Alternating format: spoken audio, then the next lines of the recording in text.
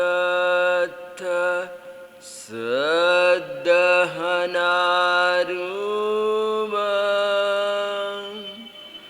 दंसनरयन पईव नित्यं धाधरेह मन भवने। आज नवपद आराधना का 6वां दिन है। आज हम दर्शन पद की आराधना करेंगे।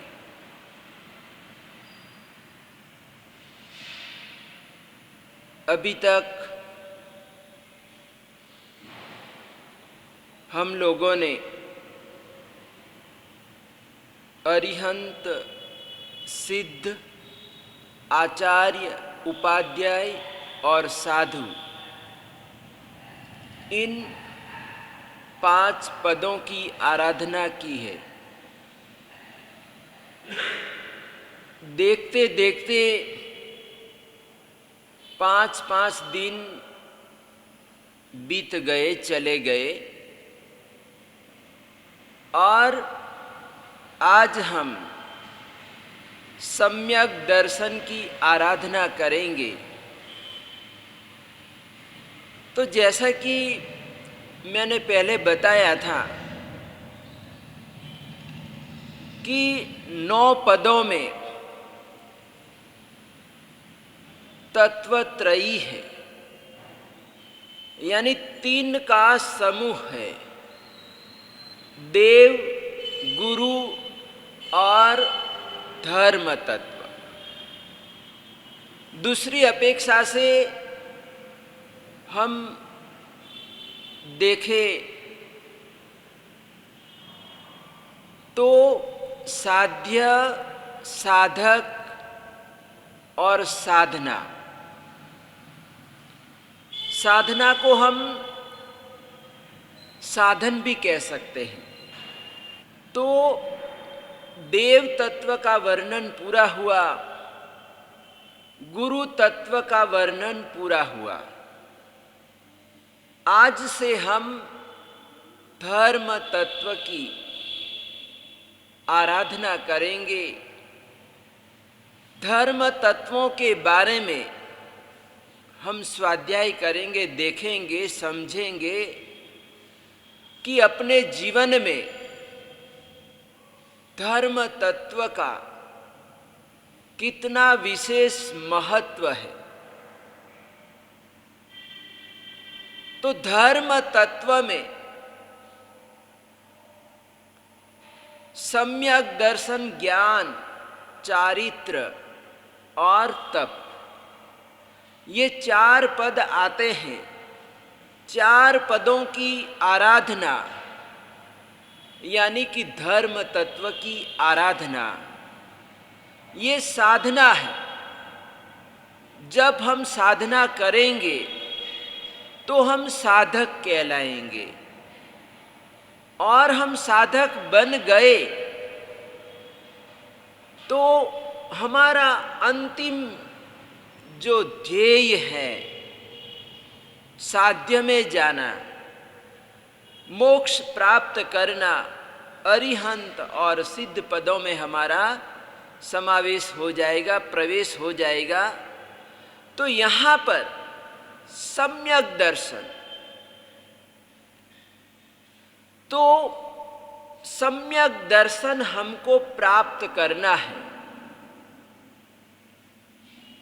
हमारा ध्येय है, हमारा उद्देश्य है कि हमको सम्यक्त्व प्राप्त करना है, सम्यक दर्शन प्राप्त करना है।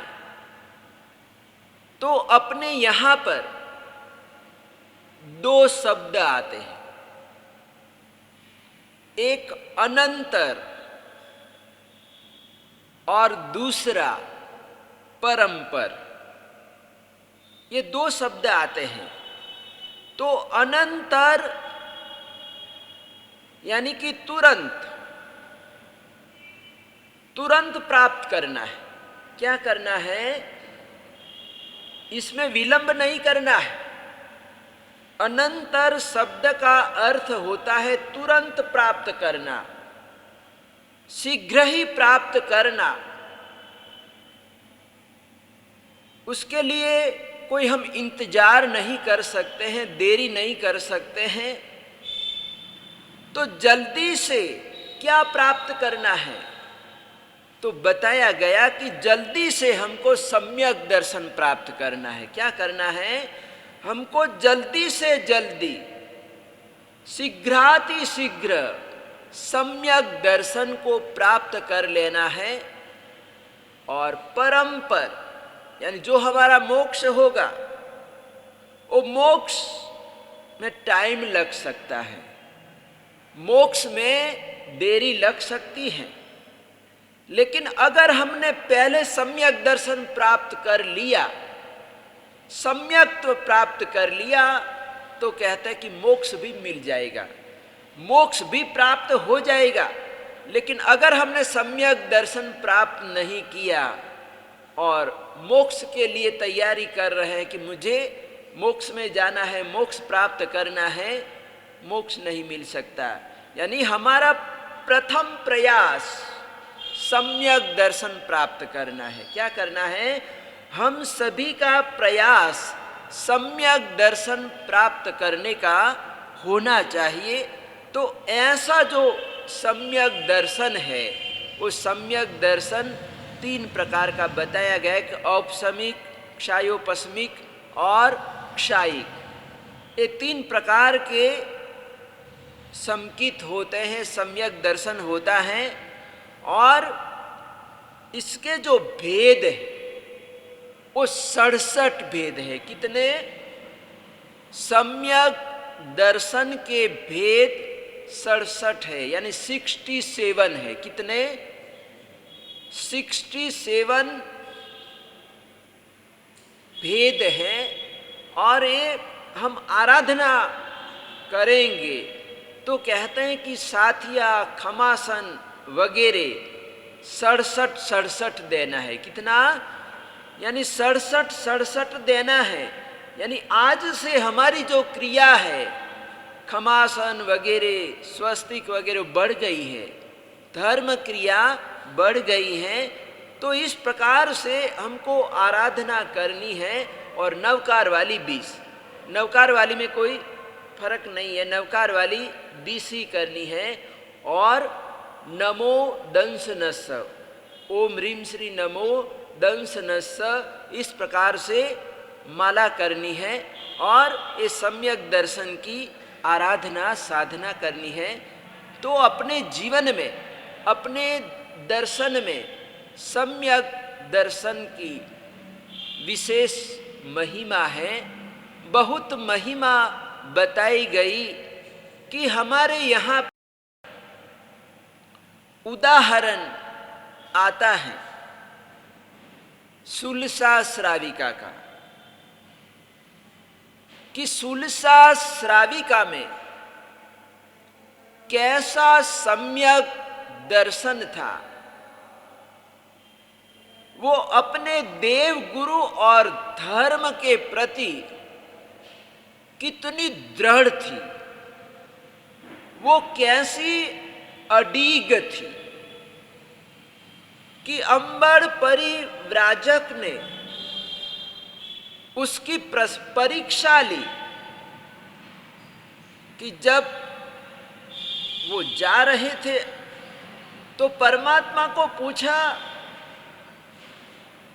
कि मैं जा रहा हूं, किसी को कुछ समाचार देना है क्या? तो उस समय परमात्मा ने कहा, भगवान महावीर स्वामी ने कहा कि मेरी श्राविका सुलसा श्राविका को मेरा धर्म लाभ कहना।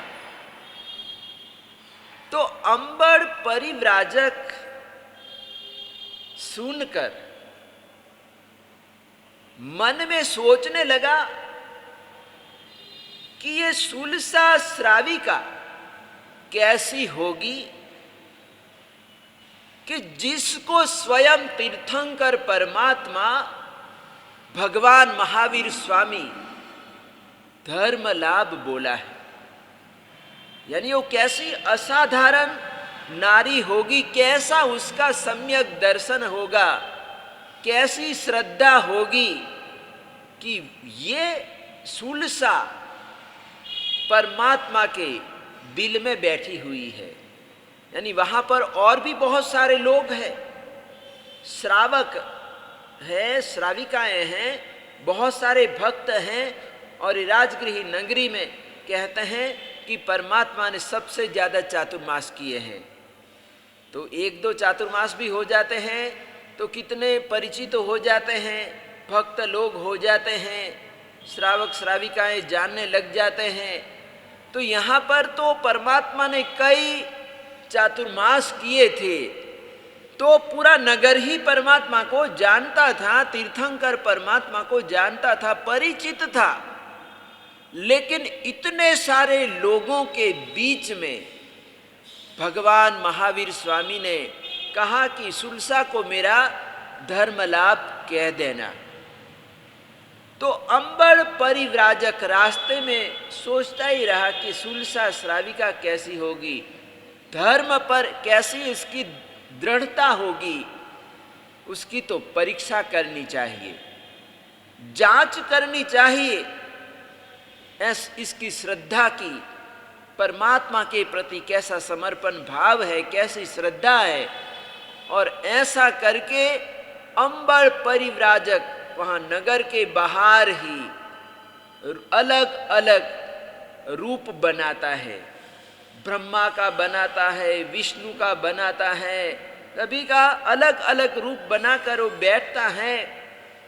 लोग जाते हैं, दर्शनों के लिए जाते हैं कि आज हमारे नगर में स्वयं ब्रह्मा जी पधारे हैं, स्वयं विष्णु जी पधारे हैं। इस प्रकार से सब देवताओं का उन्होंने रूप लिया, रूप परावर्तन की विद्या उनको आती थी। और सब लोग, पूरा नगर जाता था, बच्चा बच्चा आबाल वृद्ध सब लोग जाते थे दर्शनों के लिए। तो ये सुलसा गई नहीं और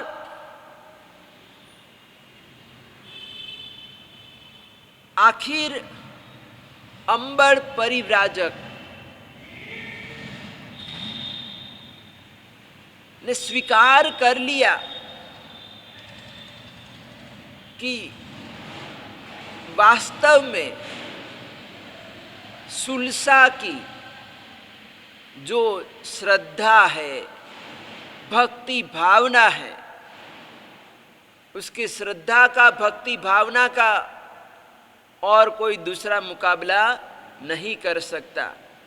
यानी उसके लिए सिर्फ महावीर ही है, महावीर प्रभु ही है। ऐसी वो समर्पित है, संपूर्ण रूप से समर्पित हैं। और अंबर परिव्राजक जाकर, उसके घर पर जाकर शुभ समाचार देता है, कहता है कि आपको प्रभु ने धर्म लाभ कहा है, बोला है। और अंबर परिव्राजक भी सुलसा श्राविका को मिलकर वो इतना खुश हुआ, इतना प्रसन्न हुआ कि परमात्मा ने इसका नाम लिया वैसे ही नहीं लिया। यानी परमात्मा के दिल में ये बसती है, यानी ऐसी इसकी अटूट श्रद्धा है, अस्थि मज्जावत इसकी श्रद्धा बनी हुई है। तो ऐसे सम्यक दर्शन जिसके जीवन में आ जाता है, यानी यहाँ पर सुलसा को फर्स्ट नंबर दिया गया। यानी जो हमारे सूत्र हम बोलते हैं, बहुत सारे हम सूत्र बोलते हैं, उसमें जैसे हम भरहेसर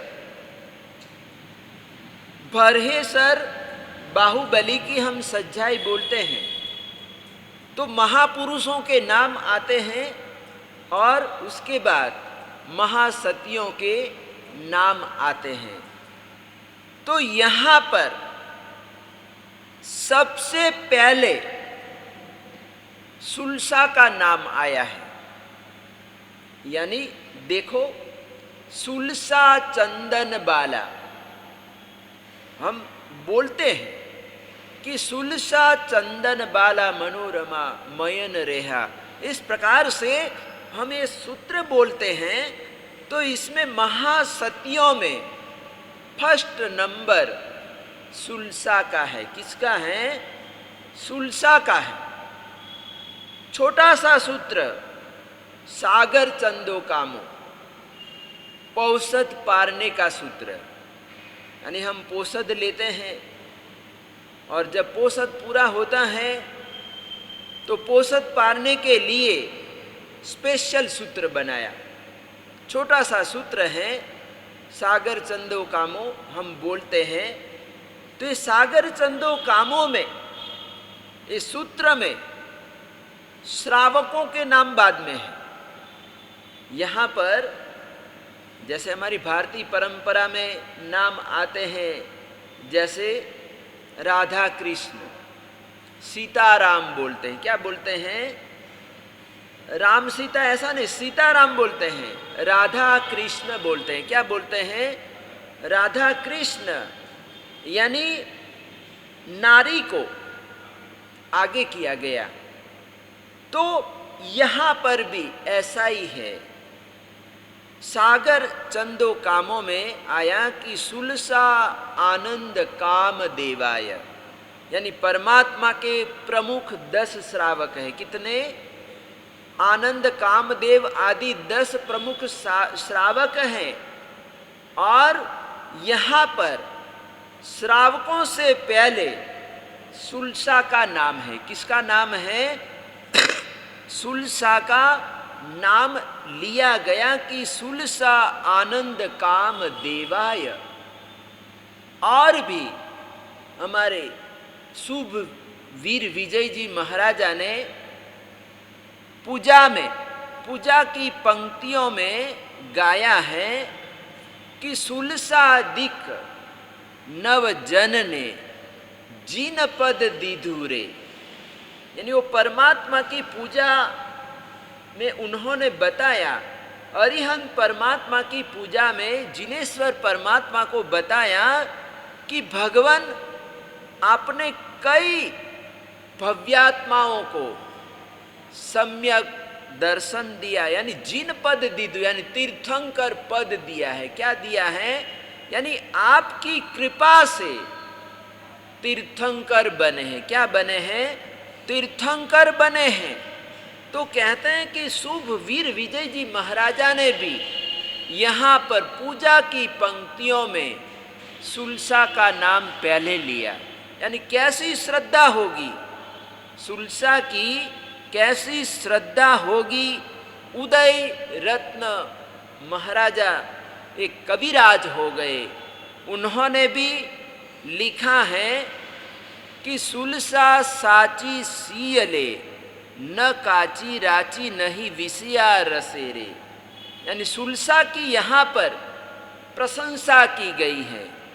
उदय रत्न महाराजा ने सुलसा की प्रशंसा की है और सुलसा के लिए बोला कि सुलसा साची सियले न काची राची नहीं विषया रसेरे। यानी ऐसी सुलसा का बताया गया कि मुखड़ू जोता पाप पलाय रे, नाम लेता मन उल्लसे रे। यानी ऐसी सुलसा श्राविका के दर्शन हो जाए तो कहते हैं कि पाप हमारे चले जाएंगे। और अगर हम नाम भी सुलसा का लेते हैं तो नाम लेने से मन उल्लसे रे, यानी मन प्रसन्नता से भर जाएगा। मन उल्लसित हो जाएगा, मन पुलकित हो जाएगा। यानी ऐसी हमारी श्राविका, सुलसा श्राविका। तो सुलसा श्राविका में ऐसा सम्यक दर्शन था, ऐसी श्रद्धा थी कि यहाँ पर जगह जगह पर सुलसा का नाम लिया गया है, उसके नाम का उल्लेख किया गया है। तो ऐसे सम्यक दर्शन हमको प्राप्त करना है, सम्यक दर्शन की प्राप्ति करनी है। और हमारे जिन शासन में सम्यक दर्शन जब जीवात्मा के पास आ जाता है, जीवात्मा को प्राप्त हो जाता है, तो कहते हैं कि उसके भवों की गिनती हो जाती है। यानी यहाँ पर बताया गया कि अगर कोई जीवात्मा को सम्यक दर्शन की प्राप्ति हो जाती है तो उसका जो संसार है वो संसार सीमित हो जाता है। ऐसे जैसे यहाँ पर बहुत सारे महापुरुष हुए, तीर्थंकर परमात्मा हुए, कहते हैं कि उन्होंने जैसे ही सम्यक दर्शन प्राप्त किया कि उनके भवों की गिनती प्रारंभ हो गई। यानी ये इतने भव के बाद जीवात्मा मोक्ष में जाएगा। जैसे आदिनाथ परमात्मा वगैरह, भगवान महावीर स्वामी वगैरह, तो कहते हैं कि ये इतने भवों के बाद मोक्ष में जाएंगे। श्रमण भगवान महावीर स्वामी ने नैसार के भव में सम्यक दर्शन की प्राप्ति की और उसी समय ये निश्चित हो गया कि परमात्मा 27 भव करेंगे, यानी 27 भव में मोक्ष में जाएंगे। तो ये कहते हैं कि संसार भ्रमण अनादि काल से हमारा जीवात्मा करता रहता है और इसका नाम ही भवसागर दे दिया। कहते हैं कि सागर में कितना जल होता है, कितना पानी होता है, जिसका कोई हिसाब नहीं होता है, इतना पानी होता है। तो हमारे जो भव हैं, कहते हैं कि भव भी ऐसे ही है, इतने सारे भव हो गए, भव सागर ही उसका नाम दे दिया, उपमा दे दी कि मतलब हमारा जो संसार है वो सागर जैसा है। कैसा है? हमारा संसार, अपना संसार सागर जैसा है। सागर में जितना जल है उतना ही हमारा संसार है। हमारे भव हैं, हमको जन्म करने पड़ते हैं, जन्म लेने पड़ते हैं। तो कहते हैं कि अनंत अनंत जन्म हो चुके हैं जीवात्मा के, लेकिन कहते हैं कि ये सम्यक दर्शन प्राप्त हो जाता है तो कहते हैं कि भव हमारे सीमित हो जाते हैं, हमारा समय निश्चित हो जाता है कि इतने समय के बाद जीवात्मा मोक्ष में जाएगा। तो ये सम्यक दर्शन की महिमा हमारे जैन दर्शन में, हमारे धर्म में बताई गई है।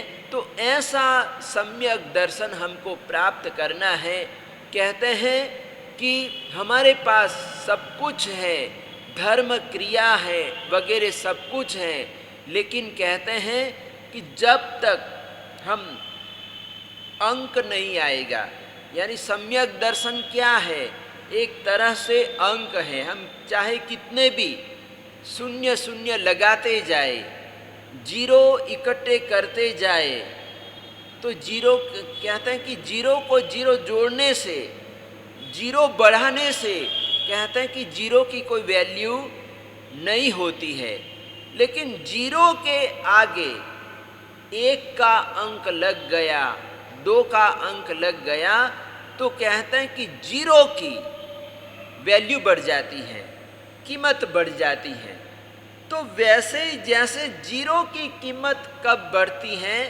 जब जीरो के आगे अंक लगता है, कोई भी अंक लगता है, तो कहते हैं कि उसकी वैल्यू बढ़ जाती है, शून्य की वैल्यू बढ़ जाती है, कीमत बढ़ जाती है। तो वैसे ही यहाँ पर हम सब कुछ करते हैं, लेकिन सब कुछ करने के बाद भी अगर हमने सम्यक दर्शन का अंक नहीं लगाया, आगे अंक नहीं लगाया, तो यहाँ पर हमारे महापुरुष कहते हैं कि चाहे हमने सब कुछ किया, लेकिन सब कुछ करने के बाद भी कहते हैं कि हम रिक्त हो रह जाते हैं, हम खाली हो जाते हैं।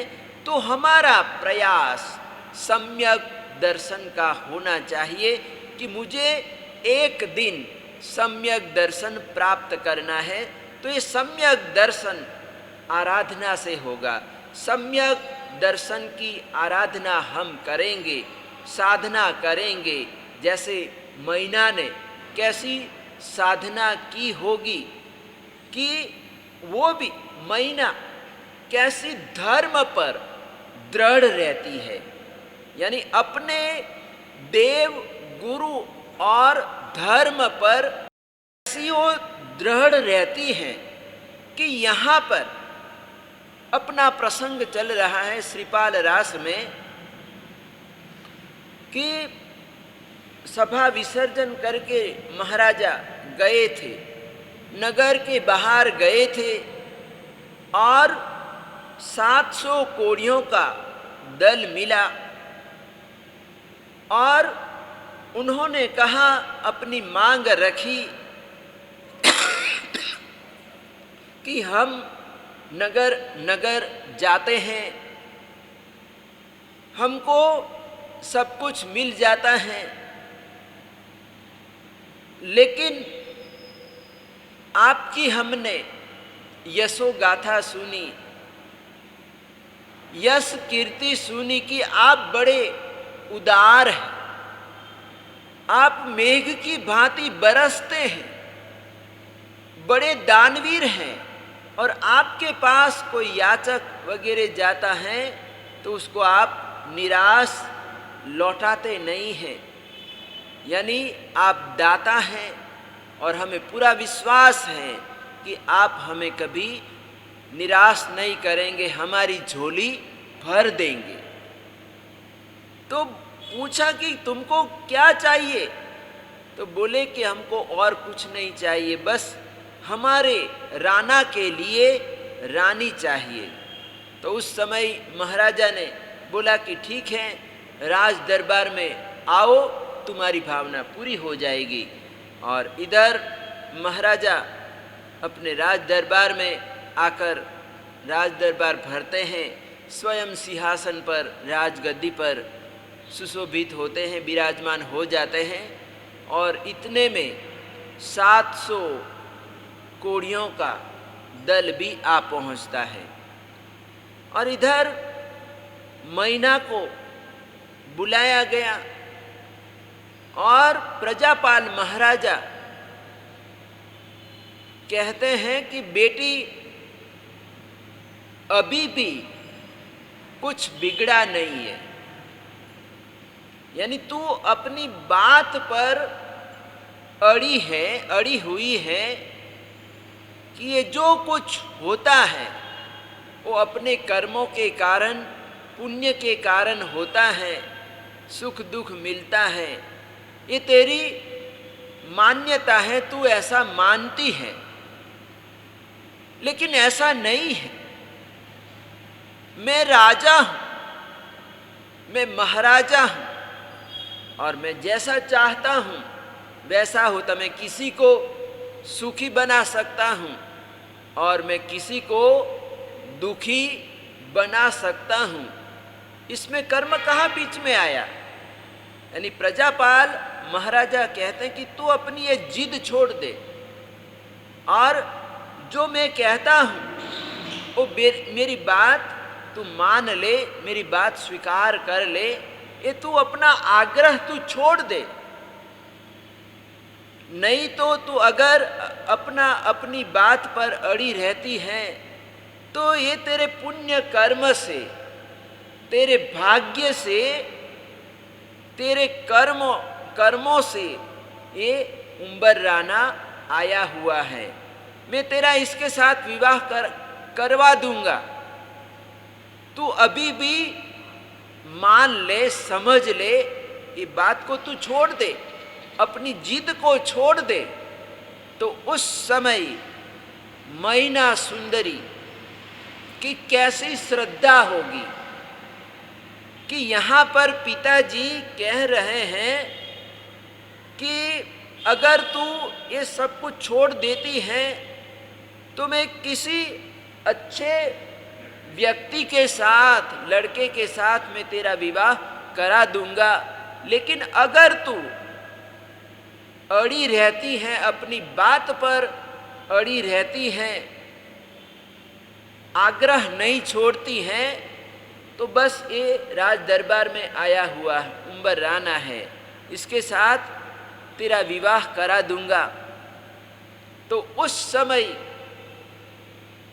मैना सुंदरी धैर्य रखती है और बिना घबराए प्रसन्नता से मैना सुंदरी बोलती हैं, अपने पिताजी को कहती हैं कि हसी उन, यानी श्रीपाल चरित्र में बताया गया कि रत्नशेखर सुरीश्वर जी महाराजा ने बताया कि मैना सुंदरी उस समय अपने पिताजी को क्या जवाब देती है, उसके बारे में रत्नशेखर सुरीश्वर जी महाराजा ने लिखा है।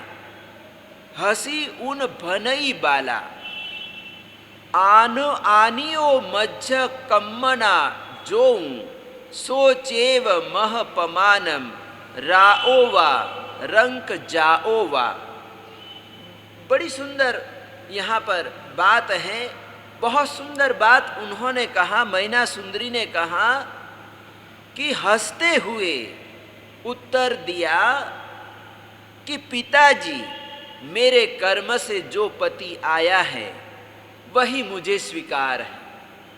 मैना सुंदरी ने क्या कहा कि आप जी की भी आज्ञा है कि ये तेरे कर्मों से आया है और तू इसको स्वीकार कर ले। तो उस समय मैना सुंदरी भी कहती हैं कि मैं आपकी आज्ञा को शिरोधार्य करूंगी, यानी मैं आपकी बात को मैं स्वीकार करती हूँ और ये मेरे कर्मों से ये पति आया है, तो फिर वो राजा हो या रंक हो मुझे स्वीकार है। मैना सुंदरी क्या कहती हैं कि मेरा पति राजा हो या रंक हो, मेरे कर्मों से आया है तो मुझे स्वीकार है।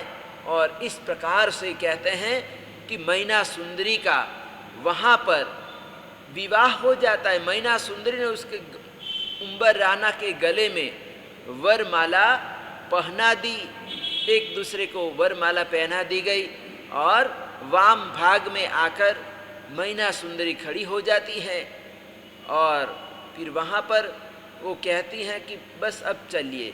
तो उस समय उम्बर राना भी अपनी सौजन्यता दिखाता है कि वो कहता है कि राजन, मुझे ये कोई राजकन्या की जरूरत नहीं है, मुझे तो कोई सामान्य कोई लड़की होगी, दासी की लड़की होगी तो लड़की भी चलेगी, लेकिन ये राजकन्या है, राजकन्या का विवाह मेरे साथ करवाया जा रहा है, मेरा विवाह हो गया। लेकिन मैं कहता हूँ कि आप मतलब बहुत अनुचित काम कर रहे, क्योंकि मैं तो वैसे ही कोढ़ी हूँ, रोगी हूँ, कुष्ठ रोगी हूँ, और ये राजबाला मेरे साथ रहेगी तो ये भी कोढ़ी हो जाएगी, यानी इसकी जिंदगी बर्बाद हो जाएगी, तो मैं इसकी जिंदगी खराब नहीं करना चाहता हूँ। तो उस समय महाराजा ने कहा कि तू इसका पुण्य ही है, यानी इसमें मैं क्या कर सकता हूँ कि ये पुण्य से तेरे को मिली है, क्या है इसका कर्म है, और कर्म से मैं ऐसे, इसके कर्म ही ऐसे हैं तो फिर मैं क्या कर सकता हूँ, इसमें मैं कुछ नहीं कर सकता हूँ।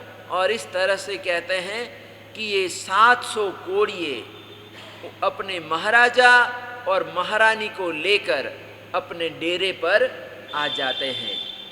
और इधर जितने मुंह उतनी बातें। पूरे नगर में चर्चा हो रही है कि राजा ने कोई राजा का खराब बोल रहा था, कोई मैना सुंदरी का खराब बोल रहा था कि ये लड़की भी कैसी जिद्दी निकली, कि उसको इतना समझाया लेकिन फिर भी वो टस से मस नहीं हुई। कुछ लोग ऐसा भी बोल रहे थे कि ठीक है, बच्चे लोग गलती करते हैं तो इसमें बड़ों को भी थोड़ी गलती करनी चाहिए। बड़े तो समझदार होते, क्या होते हैं, समझदार होते हैं। तो इस प्रकार से पूरे नगर में चर्चा चल रही थी कि राजा ने बहुत बड़ा गलत काम किया है। लेकिन अब बड़े के सामने कोई बोल भी तो नहीं सकता ना, वो तो आपस में बात कर सकते हैं, लेकिन आगे आके कोई उसका विरोध भी किसी ने किया नहीं, क्योंकि राजा है, स्वयं राजगद्दी पर बैठा हुआ है और उसका विरोध कौन कर सकता है, उसके सामने कौन बोल सकता है। तो ऐसा ही महाराजा ने भी सोचा कि मैं सुर सुंदरी का विवाह करा देता हूँ, अभी करा देता हूँ, ताकि मतलब ये सब लोग मैना सुंदरी की बात को भूल जाए। और ऐसा करके उन्होंने ज्योतिषी को बुलाया, एक ज्योतिर्विद, ऐसे अनुभवी ज्योतिषी को बुलाया और पूछा कि सुर सुंदरी का विवाह करना है और उसके लिए मुहूर्त देखना है, बढ़िया से बढ़िया मुहूर्त चाहिए, शुभ मुहूर्त चाहिए। तो पंडित जी ने पंचांग लेकर देखा, पंचांग में देखा, ग्रह वगैरह देखा, सब कुछ देखा और देखकर कहा कि अभी तो कोई अच्छा समय नहीं है। यानी जिस समय मैना ने उम्बर राणा का हाथ पकड़ा, हस्त मिलाप हुआ, वो समय बढ़िया था। उस समय सारे ग्रह उच्च स्थान में बैठे हुए थे, यानी सब कुछ अच्छा था। तो उस समय महाराजा कहता है कि अरे तुम भी कैसी उल्टी सुल्टी बात कर रहे यार, कैसा तो ज्योतिषी है कि अरे उस समय उसको कोढ़ीपति मिला और तू कहता है कि उस समय बढ़िया मुहूर्त था, रहने दे तेरा मुहूर्त। और ऐसा करके उसको निकाल दिया, ज्योतिषी को निकाल दिया कि तेरे मुहूर्त की मुझे कोई जरूरत नहीं है और मैं अभी मेरी बेटी का विवाह करा देता हूँ। और ऐसा करके उन्होंने पूरी तैयारी की, पूरे नगर को सजाया गया, दुल्हन की भांति सजाया गया और बड़े ठाठ बाट से अरिदमन कुमार के साथ सुर सुंदरी का विवाह हो जाता है। और विवाह के बाद दहेज दिया, यानी डबल दहेज सुर सुंदरी को दिया गया, यानी मैना सुंदरी के हिस्से का भी सुर सुंदरी को दिया गया। और इतना सारा हाथी घोड़ा सोना चांदी वगैरह सब कुछ सुर सुंदरी को दिया गया। और अब ये लोग अरिदमन और सुर सुंदरी अपने साथियों के साथ अपने नगर की ओर वहाँ से राजा की आज्ञा लेकर विदाई लेते हैं, यानी अपने नगर की ओर जाते हैं। अहिछत्रा, ये जो हमारा अहिछत्रा तीर्थ है, पद्म सुरीश्वर जी महाराज साहिब ने बनाया हुआ है। तो कहते हैं कि ये जो अहिछत्रा है वहाँ पर शंखपुरी नगरी थी।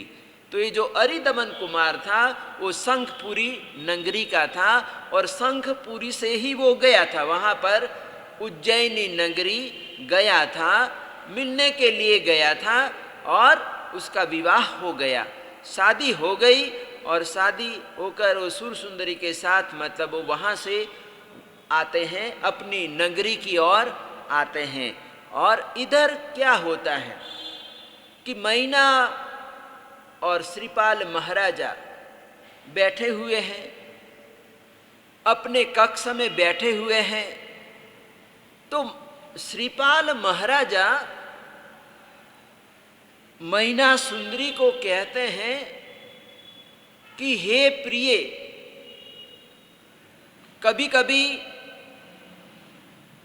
व्यक्ति आवेश में आकर गलत काम कर लेता है और आवेश उतरने के बाद, गुस्सा ठंडा होने के बाद उसको पश्चाताप होता है। तो तुम्हारे पिताजी ने आवेश में आकर अनुचित कार्य किया है, यानी मेरे साथ तुम्हारा विवाह करके तुम्हारे पिताजी ने बहुत ही अनुचित काम किया है, अविवेक भरा काम किया है। तो मुझे लगता है कि अब पिताजी का गुस्सा ठंडा हो गया होगा, उतर गया होगा, आवेश ठंडा पड़ गया होगा। तो अब तुम चले जाओ, वापस अपने पिताजी के पास चले जाओ, घर चले जाओ और किसी अन्य राजकुमार के साथ, दूसरे राजकुमार के साथ तुम शादी करके आराम से सुख से रह सकती हो। मेरी तरफ से कोई मना नहीं है, तुम जा सकती हो, मेरी छूट है। तो उस समय मैना सुंदरी की आंखों में आंसू आ जाते हैं, आंसू टपकने लगते हैं और रोती हुई मैना अपने पतिदेव उम्बर राणा से कहती हैं कि ये पतिदेव आइंदा, यानी ऐसा कभी भी मत बोलना, यानी एक बार आर्य कन्या किसी का हाथ पकड़ लेती है, विवाह हो जाता है, तो फिर असंभव है कि दूसरे के पास यानी दूसरा विवाह करे। ये आर्य कन्या कभी भी ऐसा काम नहीं कर सकती है। मैं आर्य कन्या हूँ, एक राजपुत्री हूँ और मुझे मेरी माँ ने संस्कार दिए हैं, धर्म के संस्कार दिए हैं कि आर्य नारी के संस्कार कैसे होते हैं। तो चाहे सूर्य पश्चिम में उगना प्रारंभ कर दे, लेकिन मैं अपने विचारों से, यानी एक बार आपके साथ शादी हुई है, आप ही मेरे परमेश्वर है, पति परमेश्वर है, मैं कहीं और नहीं जा सकती हूँ। और इस प्रकार से कहते हैं कि पति पत्नी आपस में बातचीत करते हैं, धर्म चर्चा करते हैं और प्रातः काल होता है। सुबह हुई तो उस समय मैना नहा धोकर तैयार हो जाती हैं और अपने पति देव को कहते हैं कि पति देव आप भी नहा लीजिए। नगर में आदिनाथ परमात्मा का देरासर है, चलो अपने दर्शन करने के लिए चलते हैं। तो उस समय उम्बर राणा भी तैयार हो जाता है। दोनों पति पत्नी देरासर में जाते हैं, परमात्मा का दर्शन करते हैं, स्तुति करते हैं और स्तुति करते ही वहाँ पर एक चमत्कार होता है। घटना घटती है कि हार बिजोरा वगैरह उछलता है और उम्बर राणा के गले में आकर हार पड़ जाता है, बिजोरा हाथ में आ जाता है। तो उस समय ये दृश्य मैना ने देखा और बाहर निकलकर, देरासर के बाहर निकलकर मैना ने कहा कि पति देव अब समझो हमारे खराब दिन गए, समझो, यानी हमारे लिए अब अच्छे दिन आएंगे। बुरे दिन गए समझो, अब हमारे लिए हमारे लिए अच्छे दिन आएंगे। और आते हैं अपने घर पर, वहाँ डेरे पर आते हैं, और वो हर रोज़ मतलब वो अब देरासर में आते हैं जाते हैं। तो उस समय दूसरे दिन मतलब बोले कि दर्शन करने गए तो बाजू में उपाश्रय भी था। अब परमात्मा के दर्शन हो गए तो परमात्मा के दर्शन के बाद गुरु के भी दर्शन करने चाहिए। गुरु महाराज भी उपाश्रय में विराजमान है, आचार्य भगवंत विराजमान है। तो मैना ने कहा कि पतिदेव उपाश्रय में चलते हैं, गुरु महाराज का प्रवचन चालू है, तो प्रवचन श्रवण करते हैं। ऐसा करके वो मैना लेकर उपाश्रय में गई। तो उन्होंने इशारा किया। उम्बर राणा तो एकदम नया था, उसने मतलब वो कभी ऐसा मतलब गया नहीं था उपाश्रय वगैरह में, तो शिष्टाचार वगैरह उसको इतना मालूम नहीं था। तो मैना ने इशारा किया कि भाइयों के पास में बैठ जाओ, और मैना बहनों के साथ जाके बैठ गई। प्रवचन सुना, और प्रवचन सुनने के बाद प्रवचन पूरा होते ही सब लोग चले गए, और ये मैना बैठी रही। आचार्य भगवंत ने देखा कि मैना अकेली, अरे ये राजपुत्री है, जब कभी भी मेरे पास आई है तो इसके साथ सखी सहेलियां, दास दासी वगैरह साथ में होते थे,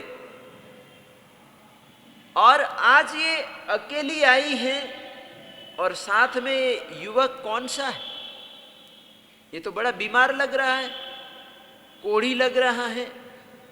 ये कोढ़ी के साथ क्या इसका विवाह हो गया, शादी हो गई, क्या हुआ?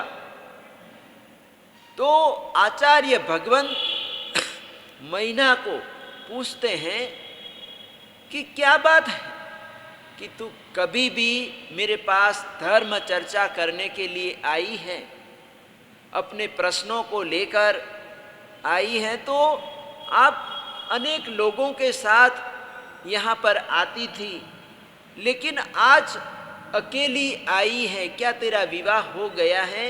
ये भाग्यवान ये पुरुष कौन है? तो उस समय मैना की आंखों में आंसू आ जाते हैं, और उन्होंने सारी अपनी घटना बताई कि ऐसा ऐसा मेरे साथ हुआ है। तो उस समय आचार्य भगवंत सुनते हैं, उसकी सारी व्यथा सुनते हैं, और उसके बाद मैना अंत में कहती हैं कि गुरुदेव, मुझे अपना दुख नहीं है,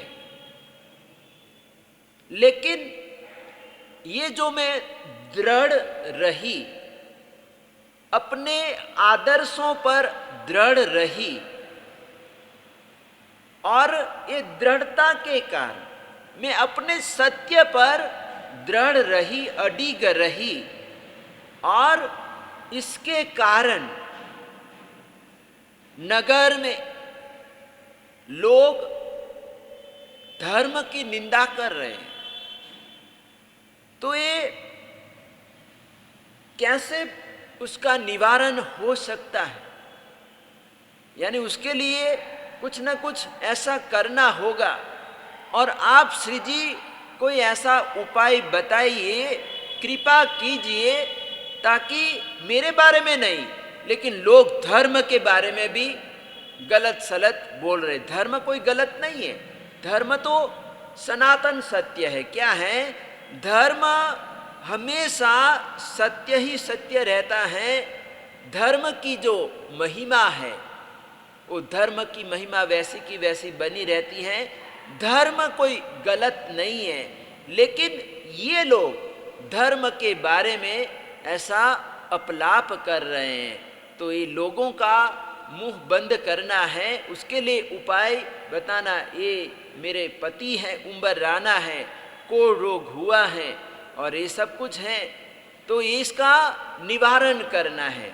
बस ये निंदा का निवारण करना, कोई उपाय बताइए।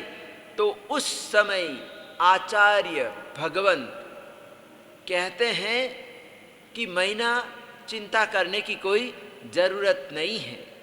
अपने शासन में ये 9 पद की आराधना है, सिद्ध चक्र की आराधना है, और ये आराधना से 9 पदों की आराधना से सब कुछ ठीक हो जाएगा। और सारा विधि विधान आचार्य भगवंत ने महीना को बताया कि ये जो ओली है, चैत्र मास की ओली, आसो मास की ओली में आंबिल किया जाता है, और विधि विधान से हमको इस सिद्ध चक्र की आराधना करनी है। तो इस प्रकार से जिस विधि विधान बताया, जैसा विधि विधान बताया, उस विधि विधान से श्रीपाल महाराजा ने ओली की आराधना की, आंबिल किए, सिद्ध चक्र की आराधना की। और जैसे जैसे कहते हैं कि एक आंबिल किया, शरीर में फर्क पड़ गया, दूसरा आंबिल किया और फर्क पड़ा, और जैसे जैसे आंबिल बढ़ते गए वैसे वैसे उम्र राना स्वस्थ होते गए, और आखिर में कहते हैं कि कंचन जैसी काया हो गई। और सिद्ध चक्र की जब आराधना हुई, यंत्र पर कहते हैं स्नात्र महोत्सव किया गया, और उसका जो स्नात्र जल था, वो स्नात्र जल अपने शरीर पर छिड़का, और कहते हैं कि पूरा रोग चला गया, यानी एकदम श्रीपाल महाराजा स्वस्थ हो गए। और अब अपने जो साथी 700 कोड़िए थे, कहते हैं कि श्रीपाल महाराजा ने अपने साथियों पर 700 कोड़ियों पर वो स्नात्र जल छिड़का, और स्नात्र जल के छिड़कने मात्र से कहते हैं कि सभी का रोग चला गया, यानी कोढ़ रोग चला गया, नाबूद हो गया, सब के सब लोग स्वस्थ हो गए। और चारों तरफ धर्म की जय जयकार होने लगी कि ये आराधना, सिद्ध चक्र की आराधना कैसी जबरदस्त आराधना है, अपरंपार महिमा है। जो गलत सलत धर्म के बारे में बोल रहे थे, वो लोग भी अब वो धर्म की प्रशंसा करने लगे, देवगुरु धर्म की जय जयकार करने लगे। तो अब ये श्रीपाल महाराजा और मैना नगर में ही रहते हैं। और आचार्य भगवंत ने एक श्रावक को बोला कि ये हमारे साधर्मिक भाई बहन है, और इसके सुख दुख का ख्याल रखना हमारा कर्तव्य है। तो साधर्मिक भाई ने, उस श्रावक ने अपना एक मकान ही रहने के लिए दे दिया कि आप यहाँ पर आराम से रहो, सुख से रहो और आराधना साधना करो, और भी मेरे योग्य कोई सेवा कार्य हो तो बताना, कहना, संकोच मत करना, मैं आपकी सेवा के लिए मुझे लाभ मिलेगा, साधर्मिक भक्ति का मुझे लाभ मिलेगा। तो इस प्रकार से इस श्रावक के घर में मैना और श्रीपाल रहने लगे और आराधना साधना उनकी चल रही है। तो अब आगे क्या होता है, यानी आज ये सम्यक दर्शन की आराधना है, और सम्यक दर्शन कैसा होना चाहिए, तो सुलसा श्राविका और महीना जैसा सम्यक दर्शन होना चाहिए, दृढ़ता ऐसी होनी चाहिए। तो अपना समय हो चुका है, अब हम सम्यक दर्शन कैसे प्राप्त किया जाता है, तो कहते हैं कि सम्यक दर्शन प्राप्त करने के लिए सम्यक ज्ञान होना चाहिए। क्या होना चाहिए? सम्यक ज्ञान होना चाहिए। तो सम्यक ज्ञान कैसे होता है, कैसे हम प्राप्त कर सकते हैं, और सम्यक ज्ञान की क्या महिमा है उसके बारे में हम कल देखेंगे। आम्बेल उगेश्वर मकार से पुरुष साठ पुरुष पूरी मठ वड मन मगाई उगेश्वर चवि एम पी आर म पंचकारण दिशा मोर्जागरणम तरागरणम समवती आगरणम आयम बिल विगम काली वाली विनम कियत संसटिनम उखित वेगन परुष मग्न बाइठम यागरण महतरागरणम समवती आगरणम एकासनम व्यासनम मग्न सागरणम सागर्यागरणम आउटन पसारिनम गुरु अभूठारिनम पारिठम यागरणम महतरागरणम सवसमवती आगरणम पानस लिवेन वा लिवेन वा चेन वा बहुलवेन वा ससीथेन वा सिथेन वा भूसरी।